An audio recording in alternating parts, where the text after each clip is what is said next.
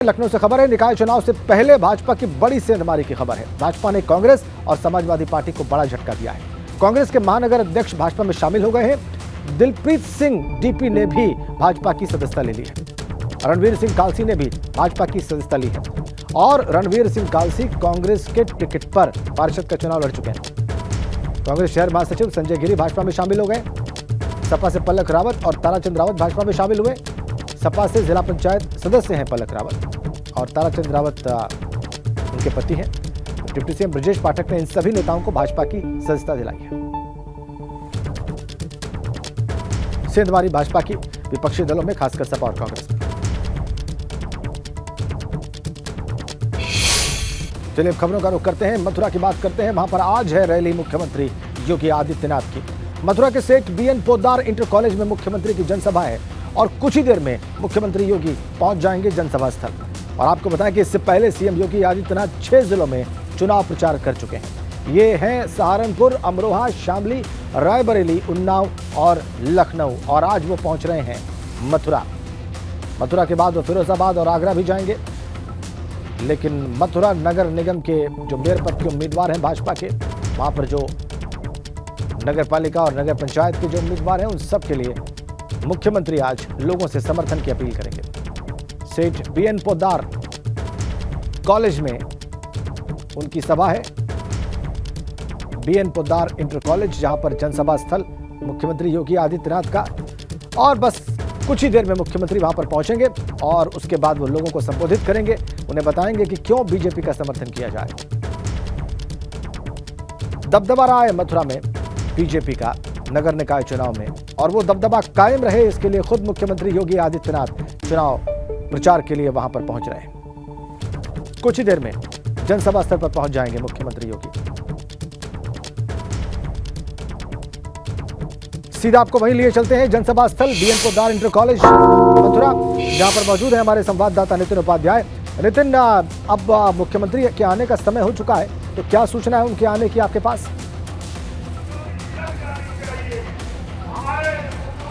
देखिए बिल्कुल राजेंद्र, देखिए मैं तस्वीरें दिखाना चाहता हूँ कि मुख्यमंत्री इसका जो हेलीकॉप्टर है वो इस समय मथुरा के आसमान में है। शायद कैमरे की जद से तो शायद नहीं वो विजुअल दिख रहा होगा, लेकिन ऑडियो से समझा जा सकता है, क्योंकि इस समय वो जो हेलीकॉप्टर है वो मथुरा के आसमान में गड़गड़ा रहा है। और कुछ 5 मिनट के भीतर मुख्यमंत्री योगी आदित्यनाथ मंच पर मौजूद होंगे। और ऐसे में आप देख सकते हैं कि ये जो जनसभा स्थल है, यहाँ बड़ी संख्या में लोग मौजूद हैं।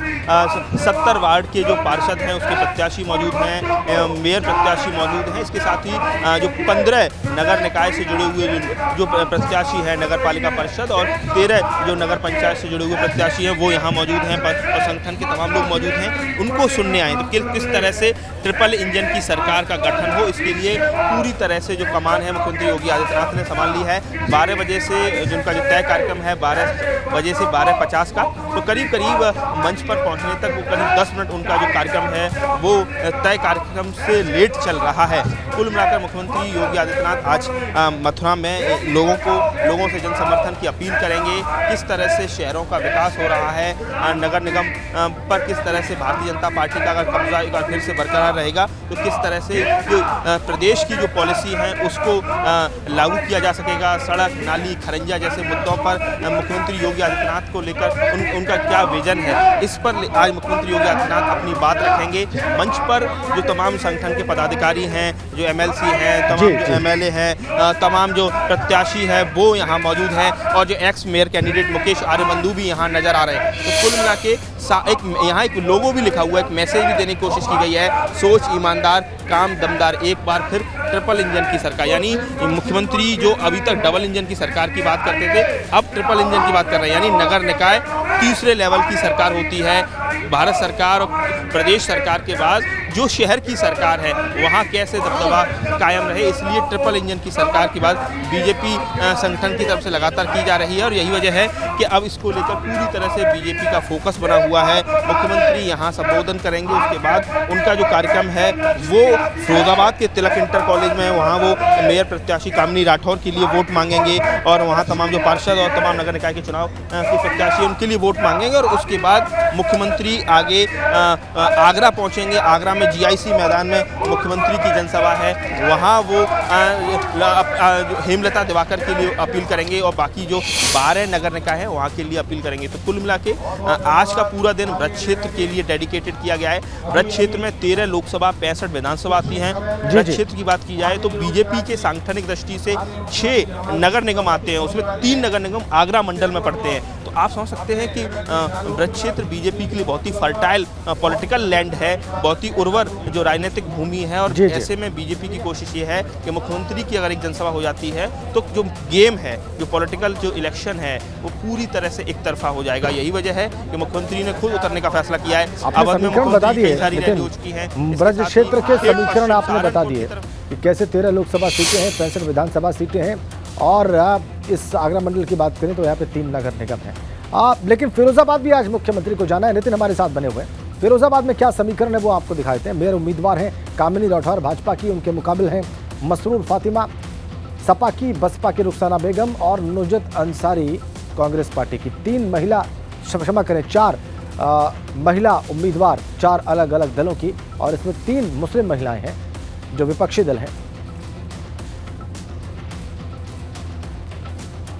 तो फिरोजाबाद के ये मेयर उम्मीदवार हमने आपके सामने रखे। अब आगरा का जो समीकरण है वो हम आपको दिखाने जा रहे हैं। ये रहा आगरा के मेयर उम्मीदवार। भाजपा से प्रत्याशी हैं हेमलता दिवाकर, सपा से जूही प्रकाश, कांग्रेस से लता कुमारी और बसपा से लता वाल्मीकि। तो ये महिलाओं के लिए सीट यहाँ पर और 4 महिला उम्मीदवार चारों दलों की, चारों प्रमुख दलों की आपकी स्क्रीन पर।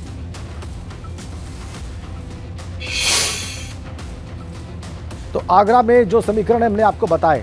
मथुरा की बात तो खैर बता ही रहे हैं नितिन, उनसे आगरा के समीकरणों के बारे में जान लेते हैं। नितिन, अभी आपने जब बात कही तो आपने आगरा मंडल का भी जिक्र किया और आगरा तो खुद एक नगर निगम है, वहाँ पर हेमलता दिवाकर बीजेपी के उम्मीदवार हैं और बाकी के जो उनके मुकाबले उम्मीदवार हैं उनको मैंने बताया अभी, दर्शकों के सामने उनके नाम रखे। लेकिन वहाँ पर क्या समीकरण बन रहा है इस बार? देखिए, अगर आगरा की बात की जाए तो आगरा 1989 में पहली बार नगर निगम अस्तित्व में आया। उससे पहले महानगर पालिका थी। तो 1989 में पहली बार रमेश कांत लवानिया बने, उसके बाद बेबी रानी मौर्य बनी, किशोरी लाल माहौर, अंजुना माहौर, इंद्रजीत वाल्मीकि और नवीन जैन। इस बार अब हेमलता दिवाकर SC महिला सीट वहाँ की रखी, रिजर्वेशन में अस्तित्व में आई है। और वहाँ जो बीजेपी का मुकाबला है वो BSP कैंडिडेट से है, डॉक्टर लता वाल्मीकि से। और आगरा वो सीट है जहाँ जाटव समाज की संख्या सर्वाधिक है पूरे उत्तर प्रदेश में। और ऐसे में एक बाल्मी कैंडिडेट जिसका 1 लाख से ज़्यादा वोट है, अगर जातिगत वोट देखा जाए तो वहाँ खड़ा करने से कहीं ना कहीं BSP ने इलेक्शन को कहीं ना कहीं फंसा दिया है। और ऐसे में इलेक्शन एक तरफा नहीं है आगरा में, जैसे मथुरा में एक तरफा नजर आ रहा है। जैसे फिरोजाबाद में 3 मुस्लिम महिला कैंडिडेट दूसरे दलों की खड़ी हो गई हैं, तो उसको बीजेपी का फायदा मिलता दिख रहा है। लेकिन आगरा की बात की जाए तो आगरा में इलेक्शन बीजेपी वर्सेस BSP हो गया है। वहीं दूसरी तरफ खटीक समाज है या दूसरी तरफ अन्य जातियाँ जैसे माहौर की कोली जाति है, इन जातियों से लोग अपने दल के, अपनी जाति के नेता को टिकट मांग रहे थे लेकिन नहीं मिला। कल हमने दिखाया ABP गंगा ने खटीक समाज ने बहिष्कार का, BJP बहिष्कार का ऐलान किया है। तो ये अगर पॉलिटिकल सिनारियो दिखा जाए और अगर कास्ट फैक्टर को अगर बिल्कुल उसको अगर सतह पर रखा जाए तो ये नज़र आ रहा है कि इस समय जो बीजेपी का जो राहें हैं इतनी आसान नहीं है। साल 2012 में जब इंद्रजीत आर्य बीजेपी कैंडिडेट थे और करतार सिंह भारतीय समाजवादी पार्टी से BSP से यहाँ आगरा में मेयर कैंडिडेट थे, 15,000 से ही इंद्रजीत आर्य बीजेपी से जीत पाए थे। जब आप कह रहे हैं कि इस बार भी बीजेपी के लिए मुकाबला आसान नहीं है आगरा में। वहाँ पर जो जातिगत समीकरण है और जिस तरीके से उम्मीदवार विपक्ष ने और खासकर बसपा ने उतारे हैं उसने मुकाबले को वहाँ रोचक बना दिया है। धन्यवाद आपका नितिन फिलहाल के लिए। लेकिन जैसे ही मुख्यमंत्री आएंगे हम तस्वीरें फिर से एक बार दिखाएंगे BN पोद्दार इंटर कॉलेज की, जहाँ पर जनसभा है और जहाँ पर आप इस वक्त उपस्थित हैं। बहुत धन्यवाद फिलहाल के लिए नितिन आपका। और आपको बताएं कि लखनऊ में डिप्टी CM ब्रजेश पाठक ने बयान दिया है, भाजपा का परिवार लगातार बढ़ रहा है, भाजपा पर लोगों का भरोसा बढ़ा है, सपा को जनता ने नकार दिया है, सपा कभी प्रदेश के लिए गंभीर नहीं रही, जीत के आधार पर बेहतर उम्मीदवार दिए, ये भी उनका बयान है। समाजवादी पार्टी के बाद आज भारतीय जनता पार्टी ने कांग्रेस में भी सेंध मारी की। हमारे साथ में डिप्टी CM ब्रजेश पाठक जी हैं। सर, पहले शाहजहांपुर में सपा में सेंध मारी, अब लखनऊ में कांग्रेस में। देखिए, लगातार भारतीय जनता पार्टी का परिवार बढ़ रहा है और लोगों का भरोसा भारतीय जनता पार्टी की तरफ बढ़ रहा है। आदरणीय मोदी जी की जो नीतियां हैं, सबका साथ, सबका विकास, सबका विश्वास, इसके अलावा जो गरीब कल्याण योजनाएं जन जन तक पहुंची हैं, आज सिख समाज ने बड़ी संख्या में भारतीय जनता पार्टी को ज्वाइन किया है। हम हृदय तल की गहराइयों से स्वागत करते हैं। सर, लगातार मुख्यमंत्री जी, प्रदेश अध्यक्ष जी, आप लोग खुद प्रचार में दिख रहे हैं, लेकिन सपा अध्यक्ष अखिलेश यादव कहीं नजर नहीं आया अभी निकाय चुनाव प्रचार। समाजवादी पार्टी डिरेल्ड हो चुकी, उनके पास कहने को कुछ नहीं, जनता ने बुरी तरह उन्हें नकार दिया है। सर, क्या माने कि 2024 के लोकसभा का जिसे रिहर्सल मानने उसे सपा सीरियसली नहीं ले रही अभी? देखिए, समाजवादी पार्टी सीरियस कभी रही नहीं प्रदेश के प्रति। सर, एक आखिरी सवाल, अगर बात की जाए इस पूरे चुनाव के दौरान, तो सपा एक आरोप लगा रही है कि मेयर के पद पर भाजपा ने अल्पसंख्यक को। देखिए, हमने जीत के आधार पर जो बेहतर से बेहतर उम्मीदवार दिए हैं। अभी मैं बता दूं, चेयरमैन पद पर हमारा अल्पसंख्यक समाज का भाई जीत करके निर्विरोध आया है और हमने सर्व समाज को टिकट दिए है। शुक्रिया बात करने के लिए। तो ये थे हमारे साथ में डिप्टी सीएम ब्रजेश पाठक, जिन्होंने बताया कि समाजवादी पार्टी कहीं पर भी नहीं है और इस नगर निगम के चुनाव में भारतीय जनता पार्टी प्रचंड बहुमत के साथ जीतेगी। कैमरा सहयोगी प्रमोद के साथ शैलेश अरोरा, एबीपी गंगा, लखनऊ।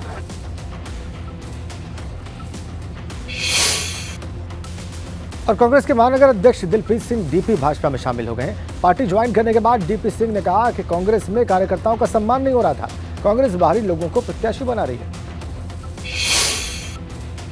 हमारे साथ में इस समय दिलप्रीत सिंह हैं, जिन्होंने आज भारतीय जनता पार्टी का दामन थाम लिया है। दिलप्रीत सिंह का अगर हम परिचय कराएं तो लखनऊ महानगर जो दक्षिणी क्षेत्र है उसके अध्यक्ष कांग्रेस के, आज उन्होंने भाजपा ज्वाइन कर ली है।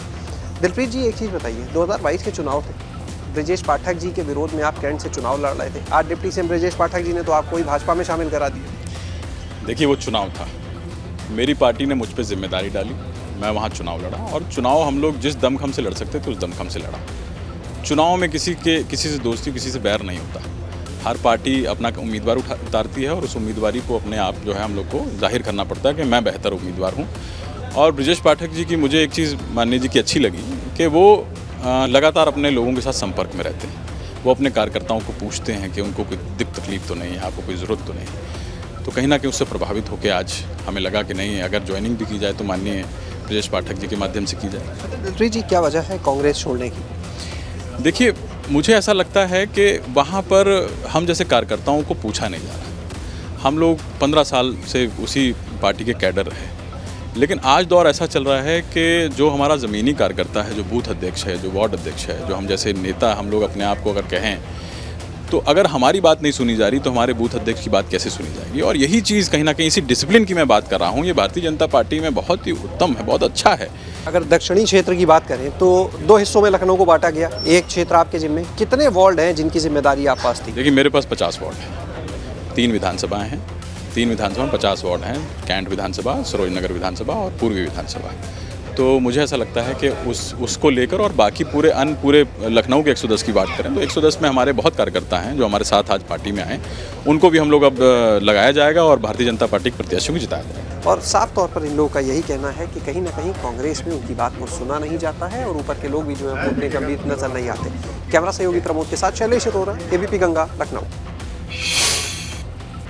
इसी बीच में एक बड़ी अपडेट दिल्ली से मिल रही है। राष्ट्रीय लोकदल अध्यक्ष जयंत चौधरी पहुंच गए दिल्ली के जंतर मंतर और धरने पर बैठे कुश्ती खिलाड़ियों से उनके मुलाकात की खबर आ रही है। मुलाकात करने के लिए पहुंचे हैं जो धरने पर बैठे कुश्ती खिलाड़ी हैं, उन सभी से आरएलडी अध्यक्ष जयंत चौधरी, भाजपा के सांसद ब्रजभूषण शरण सिंह के खिलाफ धरने पर बैठे हैं तमाम खिलाड़ी। कुश्ती फेडरेशन के अध्यक्ष के तौर पर ब्रजभूषण शरण सिंह पर कई आरोप हैं और आज जयंत चौधरी खिलाड़ियों से मुलाकात करके उन्हें अपना समर्थन देंगे। दिल्ली से बड़ी खबर।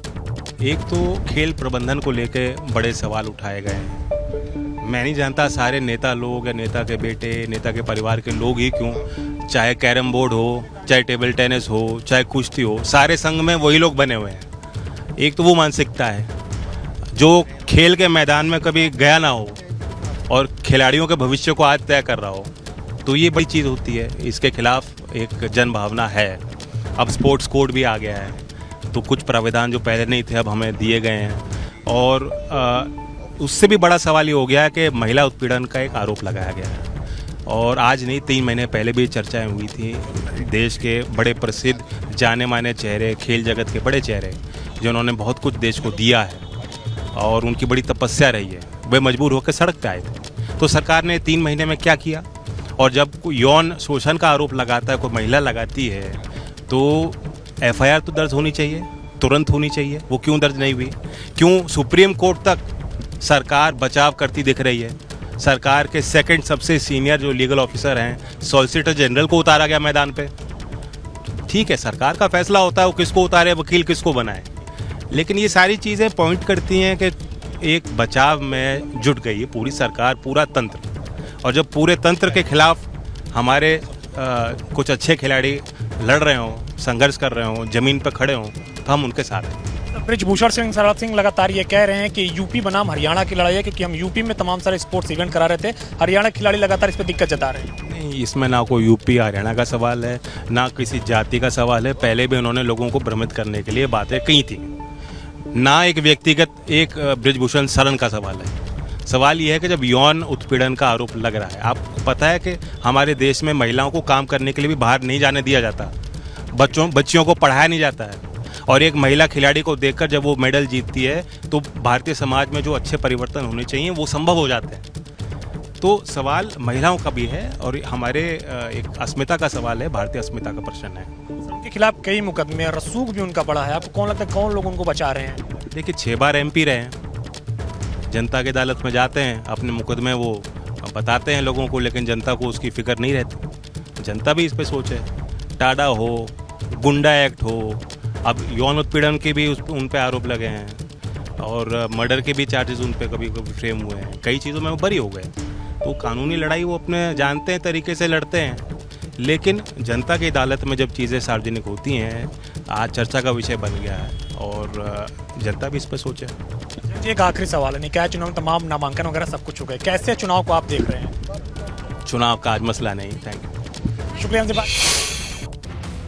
यूपी के रास्ते बंगाल, ओडिशा और बिहार में नकली दवाओं की सप्लाई, STF और FSDA की पड़ताल में इस बात का खुलासा हुआ है। आगरा, लखनऊ, वाराणसी, गोरखपुर, यहां पर कई दवा व्यापारी रडार पर हैं और हिमाचल प्रदेश नकली दवाओं की सप्लाई का भी आरोप है।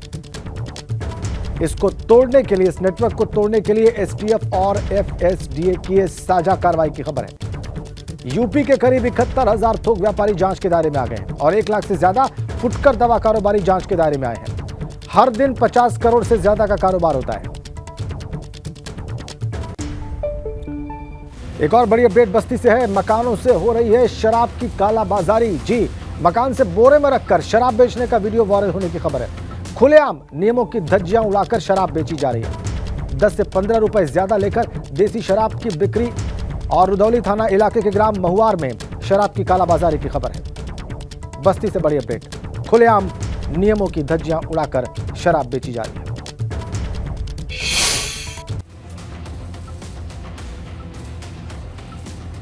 सड़क के किनारे बोरे में रखकर शराब बेची जा रही है। 24 घंटे देसी शराब की बिक्री हो रही है इस तरीके से और तय समय के बाद भी इस तरीके से शराब बेची जा रही है। 10 से 15 रुपए ज्यादा लिए जा रहे हैं और सरकारी दुकान के बगल में देसी शराब बोरे में रखकर बेची जा रही है। देखिए कैसे, ये बस्ती का वीडियो, बस्ती का फुटेज, शराब की कालाबाजारी की खबर वहीं से।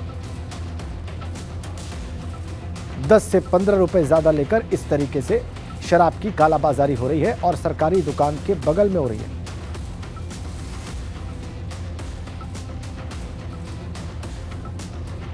तो शराब की कालाबाजारी बस्ती में और किस तरीके से हो रही है वो आप इन तस्वीरों में देख सकते हैं। तय समय के बाद भी ये शराब इस तरीके से बेची जा रही है और 10 से 15 रुपए ज्यादा लेकर रुधौली थाना इलाके के पास इस तरह से शराब बेचने का मामला सामने आया है। 24 घंटे देसी शराब की बिक्री की जा रही है, यानी कि जो तय वक्त है उसके बाद भी शराब बेची जा रही है और इसके लिए 10 से 15 रुपए ज्यादा ले रहे हैं कालाबाजारी करने वाले लोग। बोरे में रखकर सरकारी दुकानों के बगल में इस तरीके से शराब की बिक्री हो रही है। सड़क के किनारे, बस्ती से खबर। कुछ मकानों से शराब की कालाबाजारी की खबर है।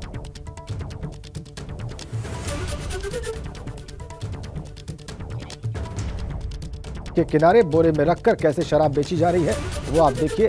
24 घंटे देसी शराब की इस तरह से बिक्री हो रही है और 10 से 15 रुपए ज्यादा लिए जा रहे हैं।